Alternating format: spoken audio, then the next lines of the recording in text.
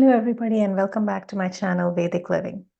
Today, we are going to talk about the full moon that's happening in May. I'm also going to go over some transits between the months of May and July because this seems to be a very volatile time with the transits in the sky. And trust me, it's not that it hasn't happened before. These things keep happening in the sky at periodic intervals.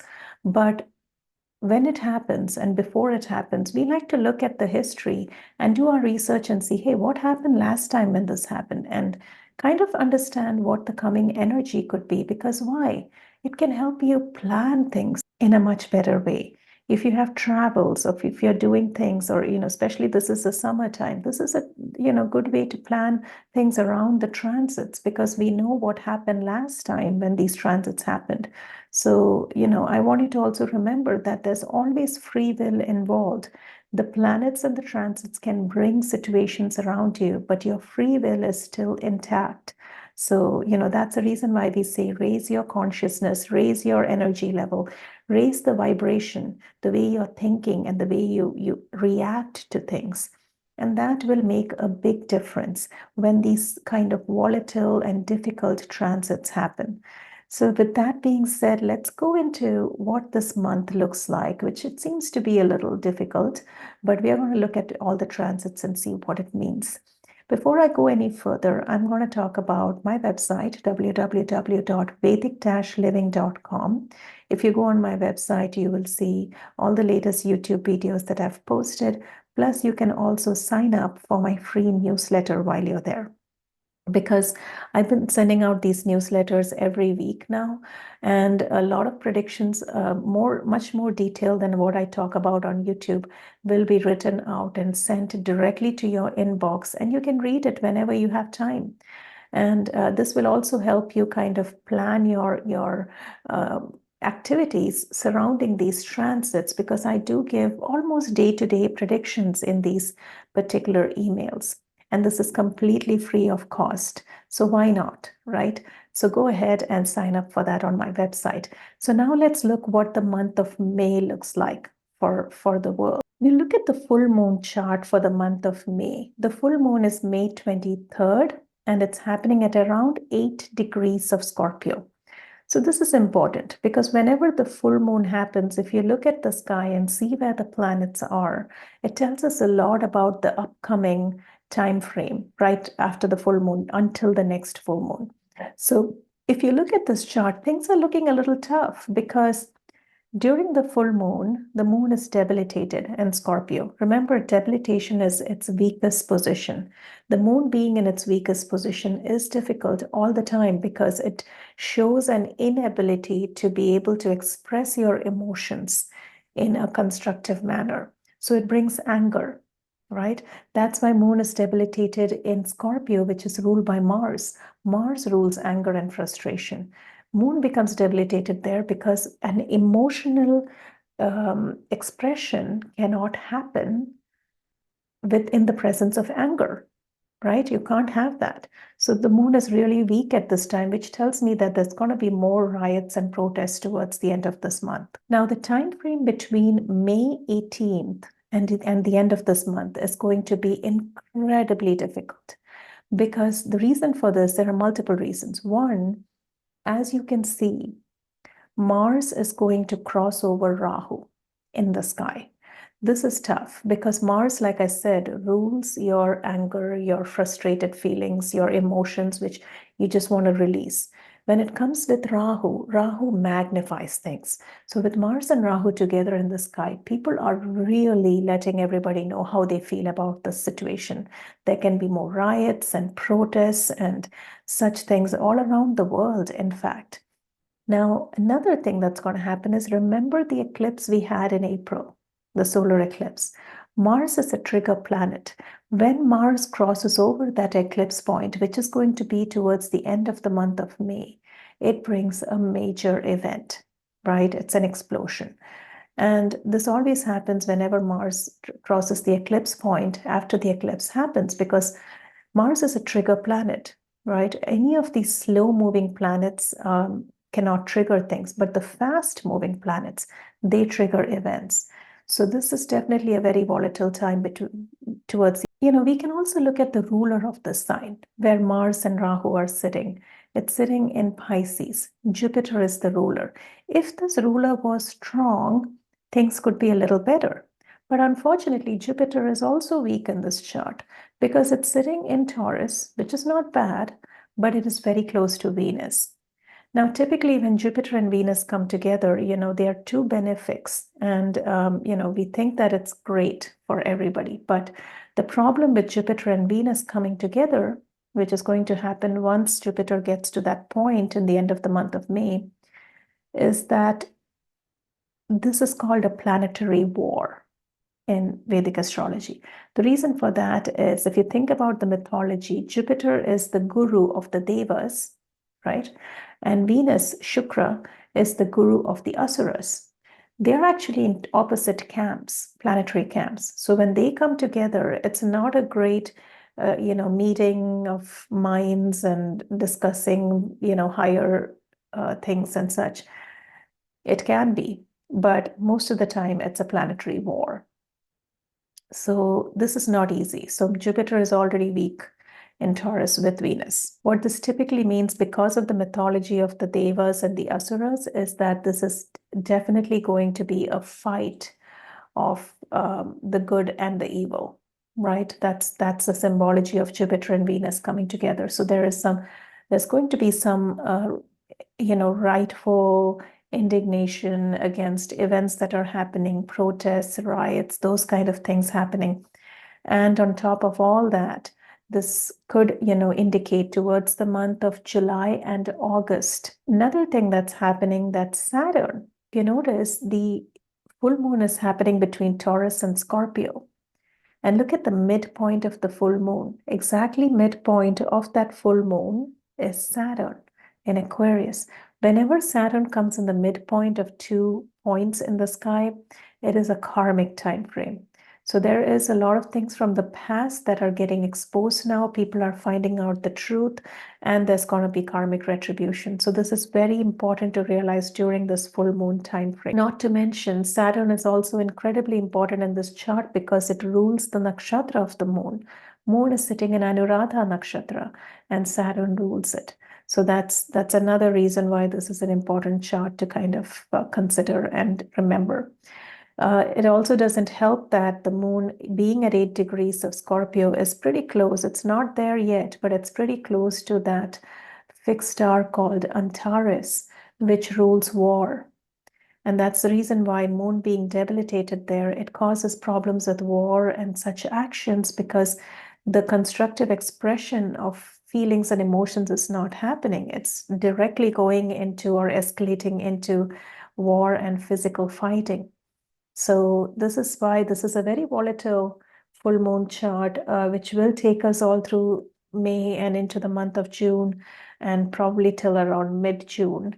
We'll see these kind of events happening around the world. Mars in Pisces is volatile because Pisces is a water sign. Mars is, it's anger and frustration. It doesn't do well in a water sign. But even more difficult is Mars in Taurus. Whenever Mars goes into Taurus, we have major issues around the world. So between the month of July and August this year, with Mars being in Taurus, this is going to signal a lot of violence. Why? Because Mars rules violence, right? Anger. I'm going to tell you the positive side of this transit too, but before that, let's talk about what that means in terms of Mars' raw energy of violence and anger and physicality. Mars and Taurus. Remember, at 2 to 3 degrees of Taurus, we have the fixed star Algol. So Mars will first go over Algol in July. Once that happens, it's like, people are angry, they're losing their minds, there are problems, there are storms, there are earthquakes. And then it goes over that 15-degree mark in Taurus. That is another fixed star called Aldebaran. Now, the thing with Aldebaran is that even though it's by itself a very tough fixed star, and for those of you who are familiar with the Hindu itihas or history called Mahabharata, it's one of our holy texts in Hinduism. The great war that happened in Mahabharata, it was said in the scriptures that Saturn was in Aldebaran at that time. And this is why when the year 2030 and 2031 comes, we know there's going to be a major war, major problem on this planet, because that is once again when Saturn comes into Aldebaran. But the reason I gave that as an example is when Mars passes that point in Aldebaran, it directly opposes another fixed star in Scorpio called Antares, which literally rules war. So this is a very volatile time. Between July and August, there can be wars, there can be things that are escalating around the world, and also in terms of earthquakes. There can be earthquakes and earth events happening, storms, all kinds of difficult situations with Mars being in Taurus, because it's not very comfortable there, okay? Especially with these fixed stars that are in Taurus. And not to mention at that time, Uranus is there too. So that's another major issue with the reason why we are predicting earthquakes between July and August is because of that.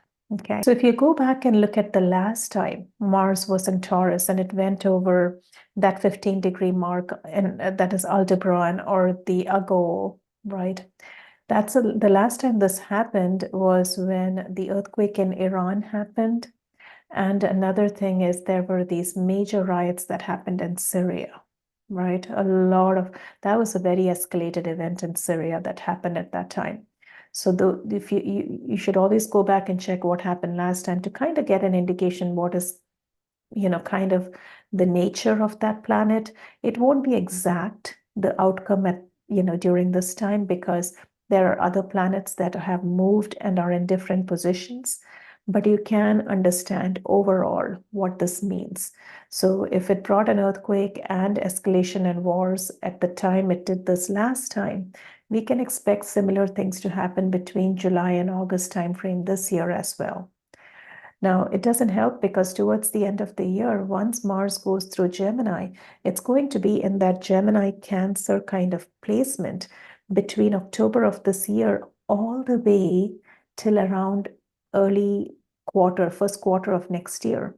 For a long time, Mars doesn't do that. Mars is in a house usually transiting for around 4 to 6 weeks. This is rare for it to kind of linger between Gemini and Cancer for around 5 months. So this is telling us that towards the end of the year, things are going to be really escalated in terms of violence. But another thing also is while it's doing this in between Gemini and Cancer, remember what is Mars in Cancer? It is debilitated. So again, once again, misplaced expression of feelings and emotions and not being able to constructively express yourself causes problems like violence, right? So this is definitely, again, causing problems towards the end of the year. So after August, we have a little bit of a reprieve, and then October of this year till around end of March of next year, there's going to be major problems with that Mars. So Mars is not doing well at this time. Now, the good thing that we do have going is Jupiter in Taurus. Even though there are time frames when Jupiter is combust the sun, which will happen in the month of May, June timeframe. And there's also times when it's with Venus, like I said, it's in that planetary war. Overall, this year, being in Taurus, we will see major improvements in terms of agriculture, food distribution, logistics, which have to do with food and agriculture, because that's Taurus. Environmental causes are going to be very prominent at this time. Taurus rules nature, right? And businesses are going to do well because of this, because Taurus rules businesses and the finances and economy, those kind of things. Now, of course, with the Mars volatility at this time, the economy could shift a lot during this time. However, Jupiter being in Taurus can bring a little bit of a stability because Taurus is an earth sign. So that's the positive of all this. However, this is definitely looking like a very volatile time, especially between May. This month is volatile because Mars is crossing over Rahu and crossing over the eclipse point, May 18th till the end of May. And then once again, between July and August, we have that treacherous time happening when Mars goes into Taurus. And then there's going to be towards the end of the year, October, November, December, when Mars is kind of lingering between Gemini and Cancer, going back and forth. Now, if you have planets in those degree marks, especially where Mars is stationing those degree points, that's definitely something you should watch, because if you're traveling and such, don't plan travel around that date when Mars is stationing, right? It's very important. So as we go forward into the coming months, I will give very detailed predictions about the degree marks where Mars is getting stationed and such. But if you want me to look at your chart, you can always make an appointment on my website so we can look at these things if you have planets in those particular houses and what that means for you. But remember, everything that's happening in the sky has the raw meaning of it, the astrology meaning of it. And when we go back in time, we see that happening in the past, right? So when people are at that lower level of vibration, they keep repeating the same kind of cycle over and over again. That's why we look at the past and we say, okay, the similar things could happen now. But this can stop if we raise our vibration, because then the meaning of this planet becomes different, right? Mars in Cancer, while it's volatile, can also mean spirituality, because Cancer is a very spiritual sign. It's about home and family and your sense of philosophy, what your understanding of God. So Mars being there, that's a great way to explore that spiritual side, but a lot of people don't, right? So there are very many different meanings, positives and negatives with these transits, but it all depends on how we are aligned, right? How are we looking at it? What is our mindset? And that is where the difference can be made. So I believe that you can really tap into the best in each transit, but it's just a matter of aligning yourself in the right way. So, we'll get there. We'll do it together. We are all trying hard, right? That's why we are on this planet. And we will get there very soon. So I hope you like this video. And if you have any questions, you can always put comments under this video or send me an email and, check out my website. Please do like and subscribe to this channel. I'll see you next time.